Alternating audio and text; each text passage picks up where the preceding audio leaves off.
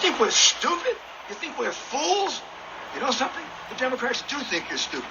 And they do think you're fools. And that's why you get called deplorable and chumps. So, we're going to stick with this. We're going to win this election. We've actually won it.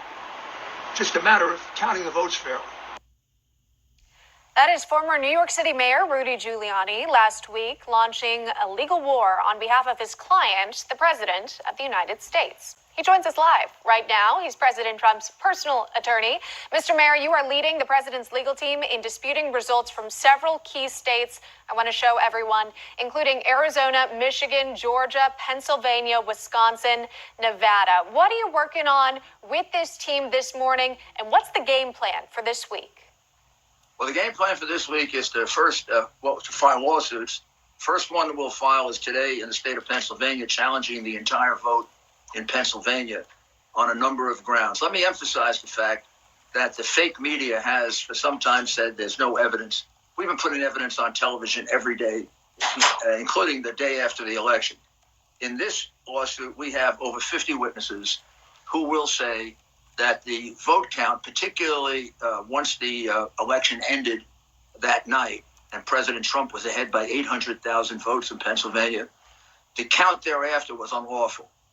It was counted behind closed doors. Republicans were not given an opportunity to see any of the mail-in ballots as required by Pennsylvania law. Pennsylvania law requires that for a ballot to be valid, a mail ballot to be valid, it has to be observed by both sides. We have 55 Republicans ready to testify that they were uniformly corralled and weren't able to see a single ballot. They saw a lot of activity, but no ballot. Every one of those ballots that was cast, that was not examined, is now an illegal ballot, an unlawful vote. And it's in the hundreds at this point. That it's not just in Philadelphia, however. Precisely the same thing was done in Pittsburgh. The only difference is when a court intervened in Philadelphia, they didn't follow the court order, and our people were threatened with arrest if we tried to look at the ballots. Whereas in Pittsburgh, halfway through, they allowed some observation. So the numbers in Philadelphia, the numbers of unlawful ballots in Philadelphia are about twice the number in Pittsburgh. So and in the Republican part of parts of the state. Just to clarify, Mr. Mayor, if you don't mind, in Philadelphia, I just want to be sure, how far away were these observers kept? Is that the argument there, that they were too far away? They never got closer than 20 feet, which made it impossible for them to see a single ballot. They actually tried to use binoculars, but then the people turned their backs to them. So even with the binoculars, they weren't able to see. This was a deliberate 2.5-day cover-up of the ballots. In other words, this could have been done behind closed doors for how open it was. 20 feet away, you cannot see a small ballot. You can't see if it's 500 with the same handwriting, 300 in the same ink, 200 without any identifying envelope. You just see an envelope get thrown away. So in essence, and the most important thing is, the rules here are set by the state legislature. The state legislature demanded that these be done in the presence of Republican and Democrat inspectors. They were not done in the presence of Republican and Democrat inspectors. In fact, a judge in Philadelphia so ruled. And now we're taking it to federal court to declare those ballots unlawful, which they are, and invalid, which they are. Yeah. And once those are ordered invalid and unlawful, sure. So that's President Trump wins Pennsylvania by the landslide he was leading with before they started to count these phony votes. Okay, so I know that he was leading on election night by 800,000 votes. Mm-hmm. We have mathematicians who will tell you it is statistically impossible to have overcome that with the number of votes that were out there. They had to have created new votes in order to do it. And now we have the proof that they did. If these ballots were valid, there is no reason why they couldn't have been made available to the Republican inspectors.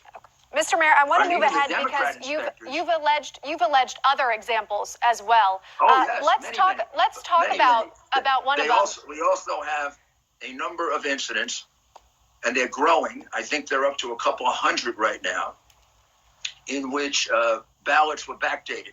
So a ballot came in marked November 4, They changed it to November 3. We have post office officials who were told to do that. We have election officials who were told to do that in several parts of the state, not just Philadelphia. The epicenter of the fraud was Philadelphia, which of course would be quite natural. There hasn't been an election in the last 60 years in which Philadelphia Democrats haven't cheated. What about the Dominion voting system? Joe Frazier, the ex-heavyweight champ, voted several times after his death in Philadelphia. Will Smith's grandfather are there also has allegations about the voting systems, the Dominion voting systems as well? Do you have any update on that?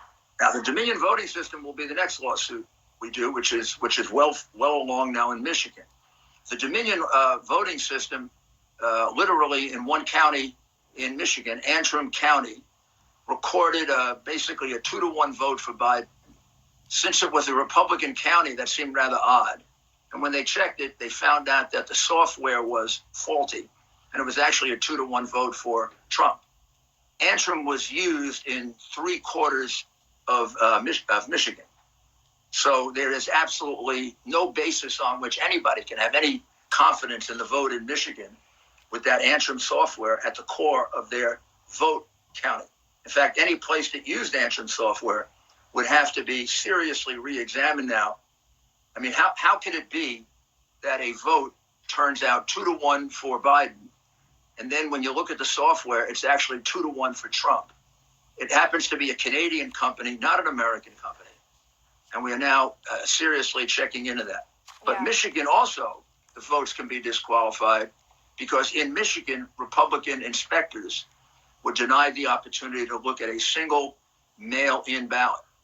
In other words, thousands and thousands of ballots were counted. Right. Yeah, it clearly sounds like you've got plenty of lawsuits ahead of you here. Mr. Mayor, we just have about 15 seconds. Have you heard from the president? What's he saying right now? I talked to the president just a few minutes ago. He's very, very upset at this rampant fraud. We don't have to go looking for this fraud, ma'am. They call us. We don't have enough telephone lines to deal with the amount of fraud, including software irregularities by Dominion, which are now beginning to grow beyond Antrim County. And I would say any place that used that software is a place in which the vote is seriously in doubt. If it can flip 2-to-1 overnight by mistake, then what kind of software is this? And it isn't even American. It comes from Canada. Yeah, well, you're asking the questions. Any chance the president's watching Newsmax right now? I would say there's a very good chance the president is watching. The president's also very upset that over the weekend, except for Newsmax, people are saying there's no evidence has been produced. You know, we've been producing evidence, and you've been putting it on since the day after the election. The chief inspector in Philadelphia came out the day after the election and explained the fraud that was going on there. I know. And gave 50 individuals. We've been producing a mountain of evidence, and the fake news is conducting the same censorship they conducted with the Hunter Biden criminal laptop. Well, we could talk to you all day, Mr. Mayor. We appreciate you taking the time this morning. Always a pleasure. And keep us updated, we're headed to of court, course. And I know. We'll get a fair hearing. All right. You'll keep us updated. Rudy Giuliani, Thanks.